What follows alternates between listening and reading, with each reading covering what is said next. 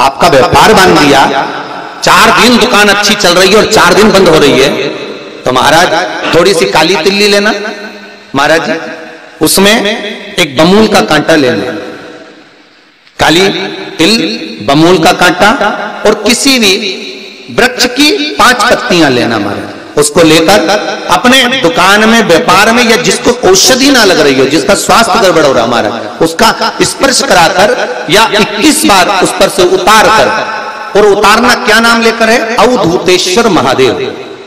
कौन सा महादेव है? जम के बोलो जरा। अवधूतेश्वर महादेव शिव जी का एक अवतार हुआ था, अवधूत रूप शंकर का। शंकर भगवान के उस क्रोध को, भगवान शिव के उस क्रोध को ब्रह्मा जी ने घोड़े का रूप दे दिया था और घोड़े को समुद्र में डाल दिया था। उस घोड़े से जलंधर हुआ था, फिर जलंधर का विवाह वृंदा से हुआ था।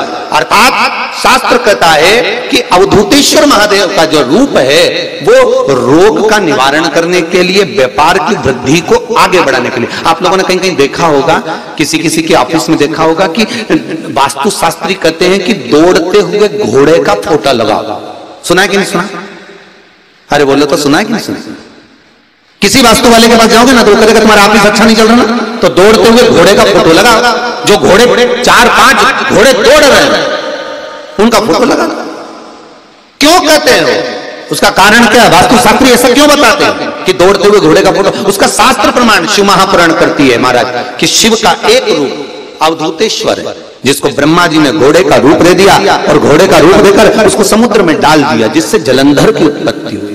तो अगर मान लो अगर प्रॉब्लम चल रही है, व्यापार में दिक्कत आ रही है, व्यवसाय में तकलीफ आ रही है, या किसी ना किसी रूप में कोई ना कोई कष्ट आपको लग रहा है, तो अवधूतेश्वर महादेव का नाम लेकर काली तिल्ली, वृक्ष की पत्ती और एक बमूल का कांटा लेकर, और आप दुकान में से उतार लो चाहे शरीर पर से उतार लो, उसको ले जाकर किसी भी चौराहे पर उसको पटक दीजिए। चौरस्ते पर नहीं डाल सकते तो बहते हुए पानी में डाल दीजिए, बहता हुआ पानी ना मिले तो पीपल के वृक्ष के नीचे डाल दीजिए, पर उसको मकर राशि के पृष्ठ भाव में ही डालना।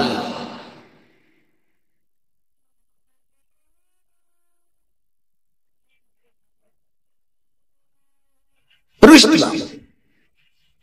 किसी व्यक्ति ने मालूम पड़े कोई भूमि पर कब्जा कर लिया और नहीं छोड़ रहे, शमी पत्र की 5 पत्तियां, कितनी पत्तियां लेना है?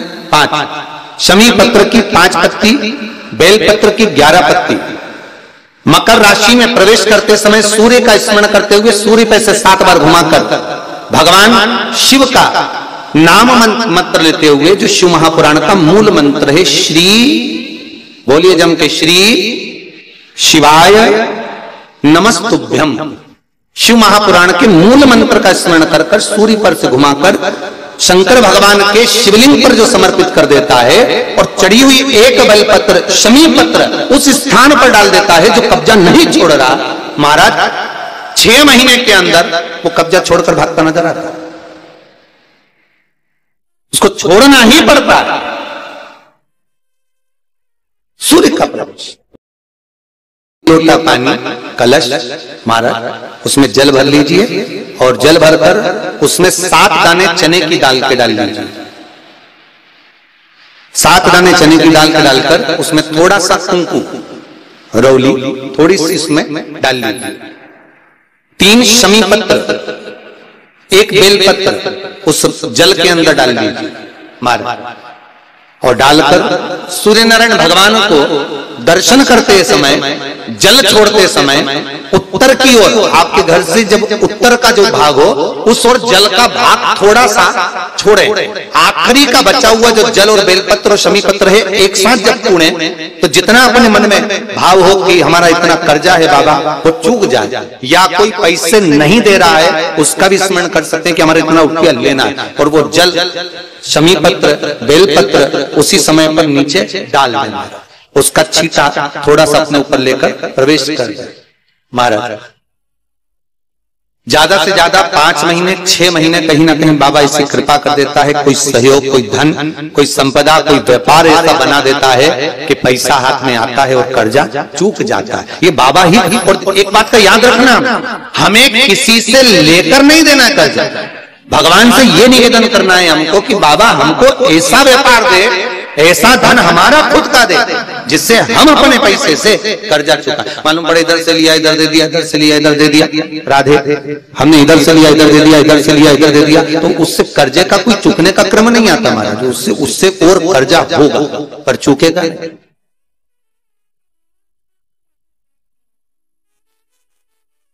चुकेगा नहीं। हम इधर से उठाकर उधर दे रहे हैं बस ठीक है, उधर से उठाकर उधर दे रहे हैं तो ये चुकना नहीं, हमें प्राप्त करना। भगवान से कहो इतना हमको वैभव दे कि चुक जाए, चुके।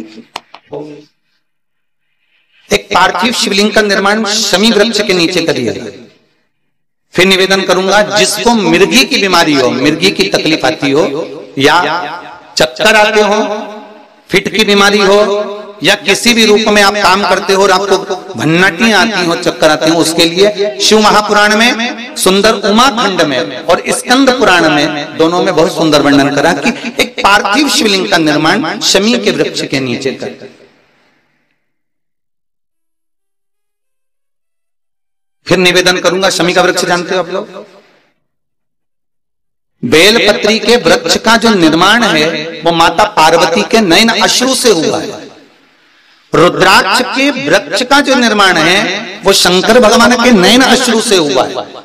और शमी वृक्ष का जो निर्माण है उमा और महेश, इन दोनों के मिलन से, दोनों के बैठने से, दोनों की वार्ता से जो नयन अश्रु बहा और दोनों का जो मिलन हुआ उससे शमी वृक्ष की उत्पत्ति हुई है महाराज। इसलिए सारे वृक्षों में अगर श्रेष्ठता दी जाती है, 33 कोटि देवताओं की पूजन में अगर कोई पत्ती चढ़ सकती है तो वो शमी की पत्ती चढ़ सकती है महाराज। शमी वृक्ष की पत्तियां चढ़ सकती है। बेलपत्री तो आप दुर्गा जी को चढ़ा दोगे, शिव जी को चढ़ा दोगे, गणेश जी को चढ़ा दोगे, विष्णु जी को चढ़ा दोगे,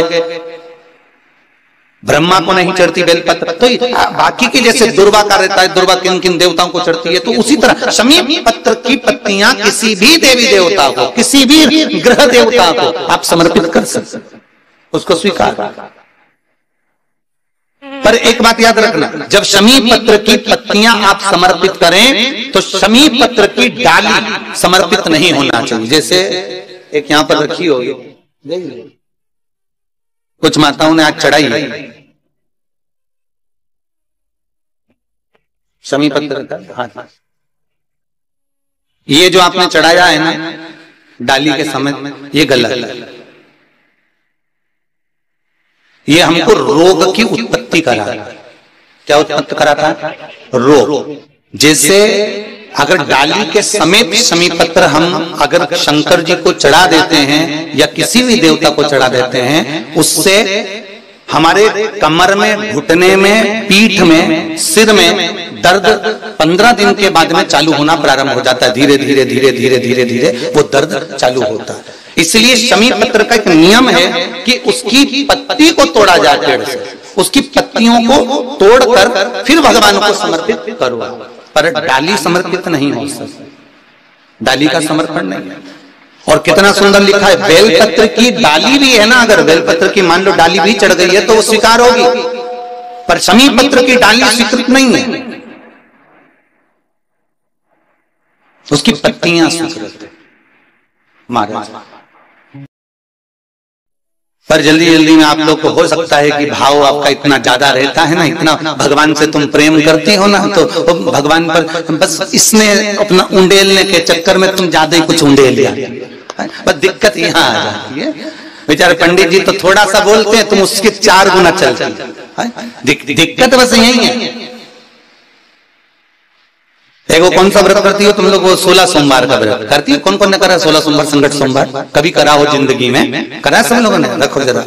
तो एक माता जी करें कि गुरुजी अब की बार हमारा जो संकट सोमवार का उपास है ना वो हमारा बेलपत्ती का है। हमने कहा बेलपत्ती का कैसा? हम बेलपत्री खाते और उससे उपास करते। फिर एक बोली कि हम मिश्री से संकट सोमवार करते। पर अगर स्कंद पुराण में देखोगे तो संकट सोमवार का उपास, 16 सोमवार का उपास केवल चूरमे का होता है, अर्थात मोटे मोटे रोट बनते हैं, फिर उसको मलते, उसमें गुड़ मिलाते हैं तल के, केवल चूरमे का। पर अब मन तुम्हारा कि तुम उसको मिश्री का कर रही हो कि बेलपत्री का कर रही हो। किसी ने कह दिया 3 बार संकट सोमवार करना जरूरी होता है तो 3 बार अलग अलग चीज से करो। ये कौन सा प्रमाण लिखा है? कहां लिखा कि 3 बार करना है तो अलग अलग चीज से करना पड़ेगा? नहीं, अगर आप रोट का चूरमा बनाकर शंकर भगवान को भोग लगाकर अगर संकट सोमवार कर रही हो तो शिव जी को लगता है कि ये मुझे समर्पित कर पाएगी। अब तुमने बेलपत्री का अगर संकट सोमवार करा तो बेलपत्री शंकर जी को भोग में रखी, बोलो रखी कि नहीं रखी? अरे बोलो तो भोग में 3 हिस्से तुमने बेलपत्री के करे तो शंकर जी को तुमने बेलपत्री खिलाई, तुमने भी बेलपत्री खाई। मिश्री का करा तो इतनी सी मिश्री तुमने शंकर जी को चढ़ाई। अगर चूरमा का करती तो शंकर जी भी कहते जा तेरी मनोकामना पूर्ण हो जाए। अब कई व्रत करे और बाद में क्या हमारी तो काम नहीं पूरी नहीं हुई, भगवान ने हमारी सुनी नहीं, तो भगवान के काय को सुनो, बेलपत्ती तो खवा काय को सुनो। लिखा था चूरमा, खिला रही बेलपत्री। मिश्री तक भी चल गया कि चलो भैया मिश्री खिलाई। अच्छा बोलो रे ईमानदारी से, तुम्हारे घर में मेहमान आए और तुम उसको अच्छे से ना तो बड़ा खिलाओ, ना समोसा खिलाओ, ना चाय पिलाओ, ना पानी की पूछो, दूसरी बार आएगा? नहीं आएगा ना। बस शंकर जी भी ऐसा, एक बार पकड़ाई में आ गया, दूसरी बार आता। अब